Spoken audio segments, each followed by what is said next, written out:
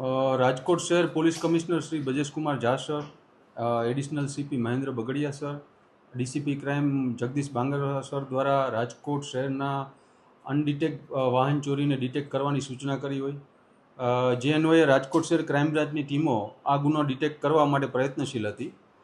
આ દરમિયાન technical source તથા હ્યુમન ઇન્ટેલિજન્સની મદદથી રાજકોટ શહેર crime branch PI MR Gondaliya, PI Damor તથા પીઆઈ સીએચ જાદવની રાહબરી નીચે પીએસઆઈ અશ્વિન ગરચરની ટીમ દ્વારા આ બે બાઇક ચોરમાં શખ્સોને પકડવામાં આવેલ છે. આ શખ્સોના નામ છે જયમલ મુરુભાઈ સુંડાવદરા, જે દેગામ પોરબંદરનો રહેવાસી છે, અને એક છે લખમણભાઈ અરબમભાઈ ખૂંટી, જે ખીરસરા પોરબંદરનો રહેવાસી છે. આ બંને પાસેથી કુલ 10 ચોરીના બાઇકો કબજે કરવામાં આવેલ છે, જેની કિંમત છે 2,57,000 રૂપિયા. હાલ આ આરોપીઓને પકડીને સંલગ્ન પોલીસ સ્ટેશન સોંપી વધુ તપાસ તજવીજ ચાલુમાં છે.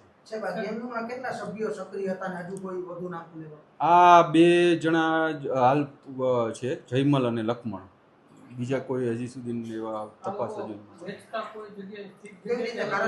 આ લોકોના જોવો ને તો બંનેના ગુનાહિત ઇતિહાસમાં બંને વિરુદ્ધ જયમલ મુરુભાઈ સુંડાવદરા વિરુદ્ધ દેવભૂમિ, દ્વારકા તથા પોરબંદર જિલ્લામાં 6 ગુના દાખલ છે, જેમાં પ્રોહિબિશન અને લૂંટ છે. અને આ ઉપરાંત લખમણભાઈ અરબમભાઈ ખૂટી વિરુદ્ધ પણ સેમ આવી રીતે 6 ગુના દાખલ છે, પોરબંદર તથા દેવભૂમિ દ્વારકામાં લૂંટ અને પ્રોહિબિશનના. એટલે જેથી તેઓ આ ઉપરાંત અત્યારે આપણે જે બાઇકો કબજે કર્યા છે તેમાં જામનગર જિલ્લાના Padana police station, C division police station, Rajkot શહેરમાં તાલુકા, બી ડિવિઝન અને ગાંધીગ્રામ પોલીસ સ્ટેશનના ટોટલ 10 ગુનાઓ ડિટેક્ટ કરવામાં આવે છે.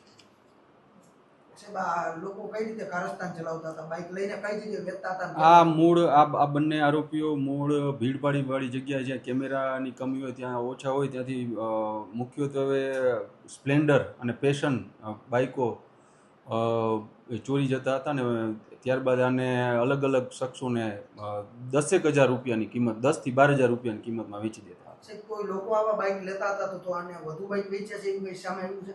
એ હજી એ બાબત પર તપાસ તજવીજ ચાલુ છે. ખેડૂતોને એને ગોતતા હતા કઈ રીતે આ લોકો? એટલે એ રીતે ગામડામાં ખેડૂતોને એમને બધાને વેચતા હતા, ને એ લોકો એમને કહેતા હતા કે આ બાઇક ઉપર હપ્તા ચડી ગયેલા બાઇક છે, બીજું કંઈ ચોરીના નથી, એવું કરીને આ લોકો એમને સામાન્ય ખેડૂતોને આ બાઇકો 10,000 થી 12,000માં વેચી દેતા હતા.